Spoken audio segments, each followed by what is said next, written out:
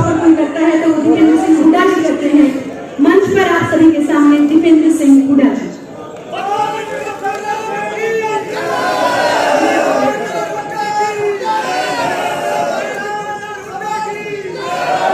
भगवान परशुराम की जय, ब्रह्म समाज की जय। हमारे बीच में हमारे बहुत ही आदरणीय आपके हमारे पूरे हरियाणा के पूरे देश के कांग्रेस पार्टी के हमारे बहुत आदरणीय नेता चौधरी दीपेंद्र सिंह हुड्डा जी हमारे आज के कार्यक्रम की अध्यक्षता कर रहे, हमारे संघर्षी साथी बादली के लोकप्रिय विधायक जिन्होंने बड़ी मेहनत करी और सबको साथ लेके चलने का बड़ा प्रयास किया इस कार्यक्रम में, क्योंकि इस कार्यक्रम में पूरे रोहतक लोकसभा क्षेत्र के कोने कोने से ब्रह्म समाज से जुड़े हुए सभी बहुत से बड़े लोग इसमें तो सबको साथ लेके चलने यहाँ पे उन्होंने बहुत अच्छा प्रयास किया। मैं बधाई देना चाहता हूँ उनको भी और मैं धन्यवाद करना चाहता हूँ आपको भी। और जब हम आ रहे थे तो यूनिवर्सिटी गेट से यहाँ तक जब हमारा पूरा जो है जुलूस निकल रहा था, बहुत बड़ी संख्या में लोग उसमें शामिल थे, तो मैं कुलदीप जी से पूछ रहा था कि अंदर से ऑडिटोरियम में कोई है कि नहीं, तो मैं भाई सारे बाहर निकाल के, तो मेरे को ये था कि जो है उधर साहब वगैरह पहले पहुँच गए, हम झज्जर से आए थे, आज झज्जर में एक कार्यक्रम था सुबह, तो उसमें मेरे को था कि कहीं ऐसा ना हो कि भाई अंदर चले गए और मेरे को डांट पड़ जाती कि भाई सारे, तो उन्होंने कहा कि नहीं अंदर तो पैक है, अंदर तो पैक है और बाहर का नजारा जो मैं देखा मैं ये आपको कह सकता हूँ कि आज तक ऐसा कार्यक्रम यहाँ पर मैं थोड़े शब्दों में कुछ बातें अपने आज के राजनीतिक संदर्भ में प्रदेश से संबंधी, कुछ अपने रोहतक से संबंधी और फिर अपने समाज से संबंधी जो बातें हैं, मैं तीन बात कहते हैं अपनी तीन बातें आपके बीच में रखना चाहता हूँ। जहाँ तक राजनीति संदर्भ की बात है, आप सब समझदार हैं, जानते हैं हमारे प्रदेश में की बात हो या देश में बात, 2014 में लोगों ने बड़ी भावना के साथ, बड़ी आशा के साथ भारतीय जनता पार्टी की सरकार को मौका दिया। बड़े बड़े वायदे थे, बड़े बड़े नारे थे, कहते थे अच्छे से लाएंगे, महंगाई कम कराएंगे, किसान की आमदनी दुगनी कराएंगे, 2 करोड़ रोजगार हर साल दिलवाएंगे, विदेशों से काला धन वापस लाएंगे, बहुत से वायदे थे। सरकार बनी बड़े बहुमत के साथ, हरियाणा के अंदर चंडीगढ़ में खट्टर सरकार को मौका मिला। उससे पहले अगर हम 10 साल याद करें तो हरियाणा में कांग्रेस पार्टी की सरकार थी, हुड्डा साहब के नेतृत्व, जो हरियाणा 2014 से पहले कांग्रेस की सरकार के समय देश में विकास के हर मापदंड में अगली राज्यों में, आगे के राज्यों में हरियाणा की नीति होती थी। प्रति व्यक्ति आय में नंबर 1 थे, प्रति व्यक्ति निवेश में हम नंबर 1 थे, खिलाड़ियों के सम्मान में नंबर 1 थे, किसान के हकों की फैसलों की बात की, गरीब की कल्याणकारी योजनाओं की बात की, यूनिवर्सिटीज और एजुकेशन सिस्टम में विस्तार करने की बात की। हर बात में हरियाणा देश में अग्रणी राज्यों में हरियाणा की नीति होती। आज वो पर हरियाणा 9.5 साल के बाद खट्टर सरकार की इस कार्यकाल में जो विकास दर में नंबर 1 था हरियाणा, आज वो विकास दर में तो 70वें नंबर पे है। नीति आयोग बता रही है नंबर 1 तक हरियाणा पहुंच गया। तो आज बेरोजगारी में देश में नंबर 1, और ये कोई सीएम आई केवल डेटा नहीं है या कोई विपक्ष की बात नहीं है, भारत सरकार का ये जो भी संसद का सत्र, अभी मौजूदा सत्र शुरू हुआ जो नई संसद के अंदर, उसमें स्वयं मेरे द्वारा पूछे गए प्रश्न के जवाब में श्रम और रोजगार मंत्री ने संसद में खड़े होकर अपना पसीने पहुंचते हुए जवाब दिया। मैंने कहा कि कौन से जवाब, ये सवाल था कि कहाँ सबसे ज्यादा बेरोजगारी है देश में, उन्होंने पसीने पहुंचते हुए बताया कि सबसे ज्यादा बेरोजगारी तो आपकी पार्टी है हरियाणा में।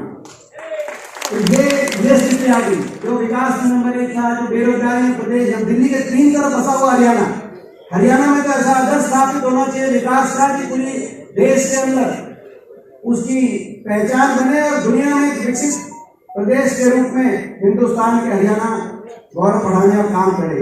दिल्ली के 3 तरफ हम बसे हुए, देश में विकास दर में आगे होते थे, आज बेरोजगारी में देश में नंबर 1, आज महंगाई ने हर घर का बजट बिगाड़ दिया। डीजल, पेट्रोल, रसोई गैस की सिलेंडर, स्कूल की फीस, बिजली के बिल। आज विकास की पटरी से हरियाणा उतर गया।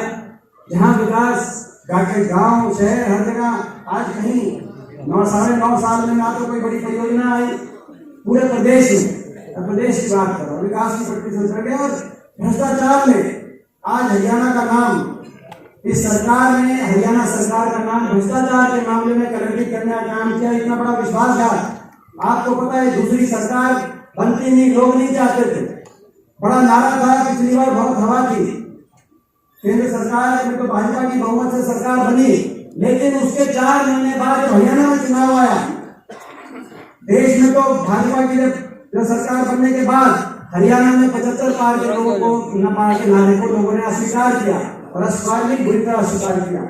और 75 पार से के नारे की वाली भाजपा 40 में सुई रुक गई थी। लोग नहीं चाहते थे सरकार को दोबारा बनाना, जिसका इस बात में आप प्रतीक देख सकते हैं कि भारतीय जनता पार्टी के 14 मंत्री चुनाव में उतरे, 14 में से मात्र 2 वापस आए विधानसभा में। 12 मंत्री अलग अलग जगह, जिसमें रोहतक भी प्रतीक है, बांदी भी प्रतीक है, क्योंकि ध्यान से कीजिए आए हैं पूरे प्रदेश में 12 मंत्री वापस। अगर उनकी कार्यशैली से खुश होते तो मंत्री पहले चुन के जाते, लेकिन मात्र 2 मंत्री, मुख्यमंत्री जी अमित शाह वापस गए। 12 मंत्री विधानसभा में 75 पार के नारे में वापस नहीं गए। 40 पे सुनी रुक गई। मात्र 3900 वोटों का फर्क पूरे प्रदेश में 2019 में कांग्रेस में और भाजपा में रह गया। 3900 वोट कांग्रेस पार्टी की ज्यादा आती। मीडिया का प्रचार 75 पार का और भी कई बातें तो केवल 3900 वोट ज्यादा आती तो कांग्रेस की 36 seat, single largest party Congress आती। ऐसे में जब मेजोरिटी नहीं मिली तो एक पार्टी आई, जेजेपी पार्टी, दुष्यंत चौटाला की, जिन्होंने कहा कि 10 सीट गिनती आ गई। उन्होंने कहा हम समर्थन दे रहे हैं, 5100 बुढ़ापा पेंशन पे समर्थन दे रहे हैं। लेकिन आपको पता है आज 4.5 साल के बाद 5100 बुढ़ापा पेंशन का कुछ अता पता नहीं।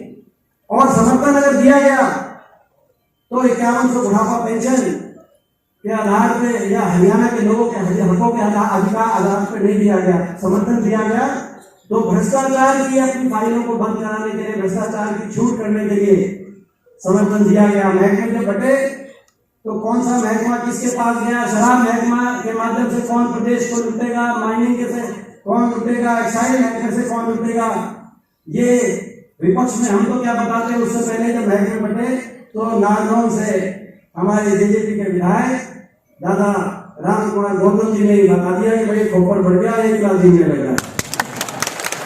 ये जीने के आधार पर सरकार बनी। आज बेरोजगारी की भेड़ हरियाणा चल गया, हरियाणा के नौजवान का भविष्य चौपट हो गया। आज विकास की पटरी से हरियाणा उतर गया। आज भ्रष्टाचार में ऐसा नाम हरियाणा का बन गया कि भ्रष्टाचार के आधार समझौते पर ही सरकार बन गई। प्रदेश को तो आज इन्होंने प्रदेश का तो नुकसान किया, लेकिन हमारे इस इलाके का भी, क्योंकि आज रोहतक लोकसभा क्षेत्र के धर्म समाज की यहाँ पर, तो ये रोहतक का भी, हमारे इलाके का भी बड़ा नुकसान हुआ। विकास की जो रफ्तार पकड़ी थी 10 साल में, जिसकी पहचान पूरे देश में बनी थी, वो विकास की रफ्तार में स्पीड ब्रेकर लग गया। लगा के लगा, मैं आपसे पूछना चाहता हूँ।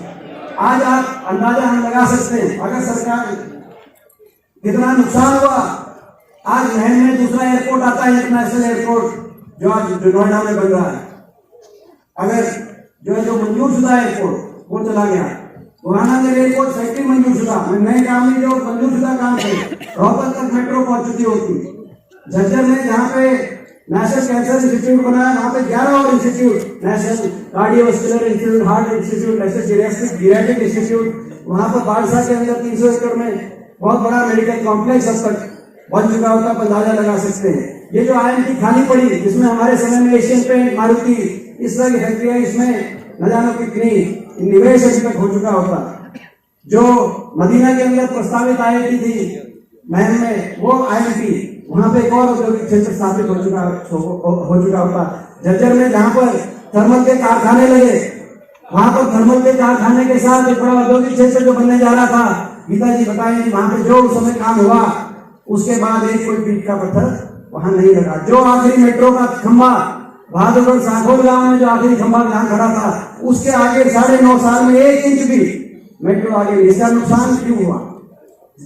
देखो, पर हरियाणा में तो हुआ ही प्रदेश का नुकसान, लेकिन हमारे इलाके का इतना बड़ा नुकसान।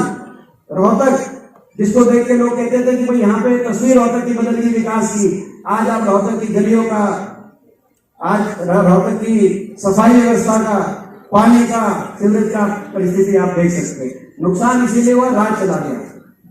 इस इलाके में राज बहुत संघर्ष के बाद जब हरियाणा बना, तब हमें गर्व है पहली बार हमारे इलाके में। और मैं राजनीति से ऊपर उठ के बात करूं, पहली बार हमारे इलाके में राज आया पंडित भगवत शर्मा जी के रूप में, हमें मुख्यमंत्री मिले। लेकिन उनका कार्यकाल ज्यादा लंबा नहीं। उसके बाद जब राज चला गया तो समय लगते लगते 40 साल बीत गए। दिल्ली के उतना ही नजदीक रोहतक जितना गुड़गांव, जितना नोएडा, जितना फरीदाबाद, लेकिन और दिल्ली के एक तरफ झंझट रोहतक, लेकिन हमारे क्षेत्र के अंदर उस रूप से विकास नहीं हुआ जो बाकी इलाके आगे बढ़ते रहे। 40 साल के बाद मौका मिला आपके आशीर्वाद से, राज बना 2004 में, और जब इलाके का राज आया, हुड्डा साहब के वो आशीर्वाद दिया, पूरा हरियाणा आगे गया। लेकिन हमारे इलाके में जो एक भेदभाव हमारे इलाके के साथ होता रहा, वो भेदभाव समाप्त हुआ और रोहतक भी विश्व स्तरीय विकास की तरफ आगे बढ़ता है। और ये कब हुआ? राज कब आया? जब छत्तीस बिरादरी ने एकजुट होकर संकल्प लिया कि राज आएगा। आज भी पूरे प्रदेश में परिवर्तन का माहौल पूरे प्रदेश में बन चुका है। प्रदेश के कोने कोने से गूंज आ रही है, कहीं भी आप चले जाओ वहां पे गूंज आ रही है। और एक ही बात आ रही है कि बीजेपी जेजेपी की खट्टर सरकार जा रही है और हुड्डा साहब के नेतृत्व में कांग्रेस पार्टी की सरकार आ रही है।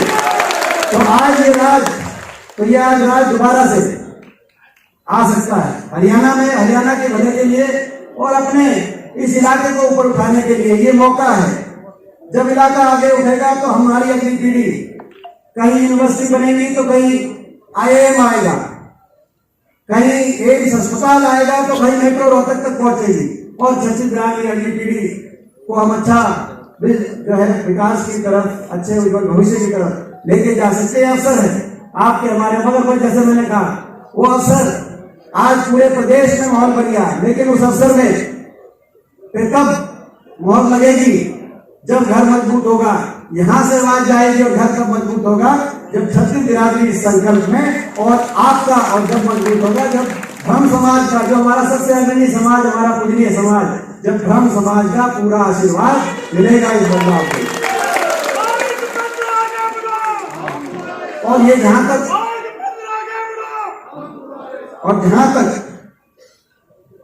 ब्रह्म समाज की बात है, ब्राह्मण समाज की बात, मुझे इस बात का भी गर्व है कि आज देखिए, इसमें कोई दो राय नहीं। मुझसे पहले कहा कि कांग्रेस आपकी पार्टी है और रही है, लेकिन मुझे इस बात का भी साथ में गर्व है कि उसके साथ साथ हमारे परिवार में भी पूरा साथ और पूरा आशीर्वाद ब्राह्मण समाज का हमारे परिवार में। और चौथी पीढ़ी में, अभी बात आई चौथी पीढ़ी में, जब देश के इतिहास में आजादी से पहले 1923 में पहली बार चुनाव की बात आई, उस समय कांग्रेस में दो अलग अलग विचार बने कि चुनाव लड़े कि नहीं लड़े। पंडित मोतीलाल नेहरू जी ने कहा कि हम चुनाव लड़ेंगे और कांग्रेस के अंदर ही रह के लड़ेंगे, स्वराज पार्टी के माध्यम से लड़ेंगे। मुझे गर्व है कि स्वराज पार्टी की पहली टिकट रोहतक से दादा माधवराम को पंडित मोतीलाल नेहरू जी ने लेकर, और तब से लेकर आज तक।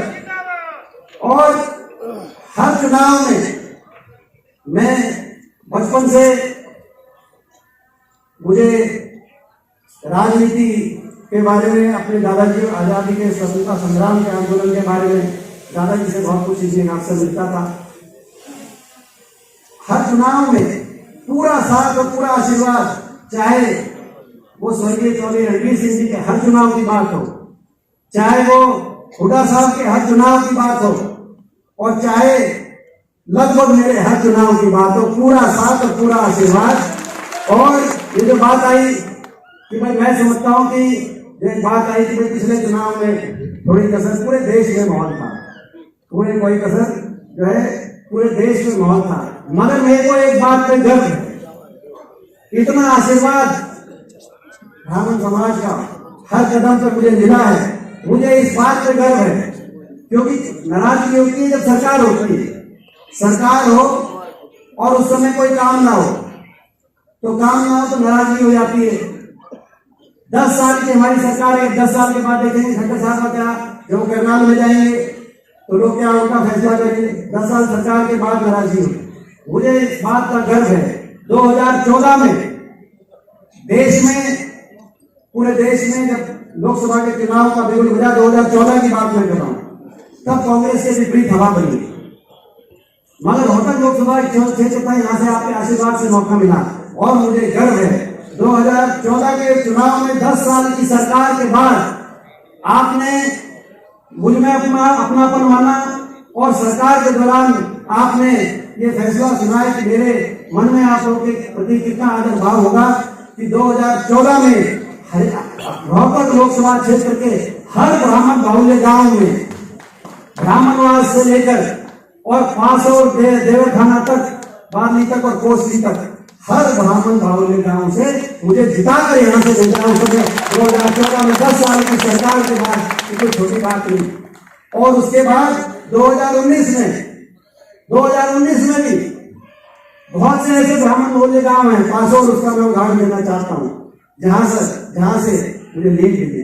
थोड़ा फर्क रहा 2019 में, मगर मुझे विश्वास है कि इस बार जो कसर थोड़ी बहुत रह गई होगी 2019 में, मुझे विश्वास है कि वो सारी कसर इस बार और जब विपक्ष में रहते हैं तो कई चीज समझ में आती है। विपक्ष में संघर्ष भी होता है और हर चीज बारीकी से देखने को समझ में आती है। मैं भी ये विश्वास दिलाता हूं कि भाई अपने इलाके के लिए, हरियाणा के लिए, आपके लिए इस बार सरकार बनने जा रही है। सरकार हरियाणा में परिवर्तन निश्चित है, आपके आशीर्वाद से सरकार बनेगी और कोई कसर बाकी नहीं रहेगी, मैं कहना चाहता हूं। और अभी मैं समझता हूं कि एक और अपनेपन की बात कहकर मैं अपनी बात समाप्त करता हूं। आपने देखा ये अपनेपन की बात होती है प्रदेश में जब हमारी सरकार बनी, और ये राजनीति को उठ के मैं बात कर रहा हूं, जब प्रदेश में भजन लाल जी के नेतृत्व में सरकार बनी, उन्होंने यूनिवर्सिटी बनाई अपनी हिसार में, गुरु जम्भेश्वर जी की के नाम से यूनिवर्सिटी स्थापित करी। चौटाला साहब की यूनिवर्सिटी बनी, चौटाला साहब की सरकार बनी तो चौधरी देवीलाल जी के नाम से सिरसा में यूनिवर्सिटी तो उन्होंने पूरी नहीं बनाई मगर घोषित कर दी। मगर मुझे ये अपनेपन की बात है जो आप समझ सकते हो और हम समझ सकते हैं, 4 पीढ़ी का जो संबंध है वो आप समझ सकते हो और हम समझ सकते हैं कि जब आपके आशीर्वाद से कलम चौधरी भूपेंद्र सिंह हुड्डा जी के हाथ में आई तो पहली यूनिवर्सिटी हरियाणा में डिक्लेयर हुई तो पंडित भगवत दयाल शर्मा यूनिवर्सिटी रोहतक के अंदर डिक्लेयर के बाद आप समझते हो। तो मुझे पूरा जो है विश्वास है इस बार आपका पूरा आशीर्वाद। अगर भाई एक बार हाथ खड़ा करके भी आपका पूरा आशीर्वाद, बहुत बहुत धन्यवाद। जय हिंद। और भाई भगवान परशुराम की और ब्राह्मण समाज की